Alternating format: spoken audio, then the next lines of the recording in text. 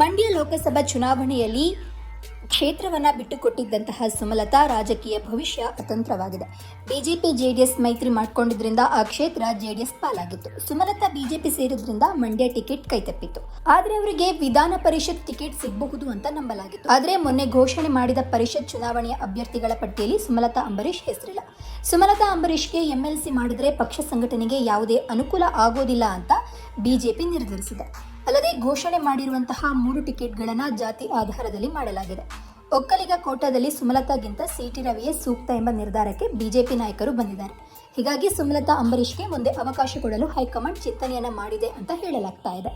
ಮೊನ್ನೆ ಬಿಜೆಪಿ ವಿಧಾನ ಪರಿಷತ್ಗೆ city Ravi, N Ravikumar ಹಾಗೂ ಎಂಜಿ ಮುಳಗೆ ಟಿಕೆಟ್ ನೀಡಿದೆ.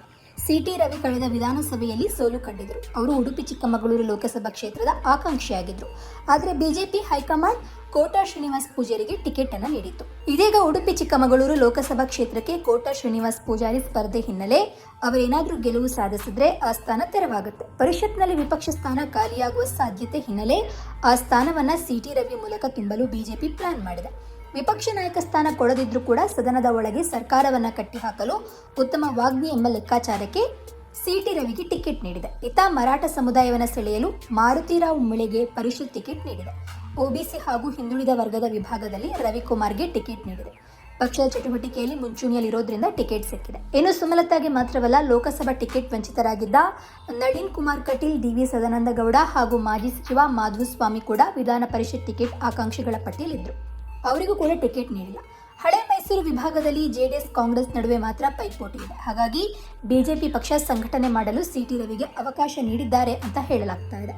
ಇನ್ನು ಕರ್ನಾಟಕ ವಿಧಾನ ಪರಿಷತ್ತಿನ 11 ಸ್ಥಾನಗಳಿಗೆ ಜೂನ್ 13ರಂದು ವಿಧಾನಸಭೆ ಸದಸ್ಯರಿಂದ ಆಯ್ಕೆ ಮಾಡುವ ಚುನಾವಣೆ ನಡೆಯಲಿದೆ.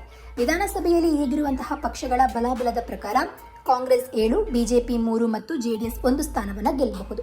ಇನ್ನು ಕಾಂಗ್ರೆಸ್ ಕೂಡ 7 ಅಭ್ಯರ್ಥಿಗಳ ಹೆಸರನ್ನ ಘೋಷಣೆ ಮಾಡಿದೆ. ಕಳೆದ ವಿಧಾನಸಭಾ ಚುನಾವಣೆಯಲ್ಲಿ ತಮ್ಮ ತಂದೆ ಸಿದ್ದರಾಮಯ್ಯರಿಗಾಗಿ ಕ್ಷೇತ್ರ ತ್ಯಾಗ ಮಾಡಿದ್ದ ಡಾಕ್ಟರ್ ಯತೀಂದ್ರ ಸಿದ್ದರಾಮಯ್ಯಗೆ ಕಾಂಗ್ರೆಸ್ ವಿಧಾನ ಪರಿಷತ್ ಟಿಕೆಟ್ ನೀಡಿದೆ. ತಾವು ಪ್ರತಿನಿಧಿಸ್ತಾ ಇದ್ದಂತಹ ಮೈಸೂರಿನ ವರುಣಾ ಕ್ಷೇತ್ರವನ್ನು ತಂದೆ ಸಿದ್ದರಾಮಯ್ಯ ಅವರಿಗೆ ಯತೀಂದ್ರ ಬಿಟ್ಟುಕೊಟ್ಟಿದ್ರು. ಇದೀಗ ಯತೀಂದ್ರಗೆ ವಿಧಾನ ಪರಿಷತ್ ಟಿಕೆಟ್ ಘೋಷಿಸಲಾಗಿದೆ.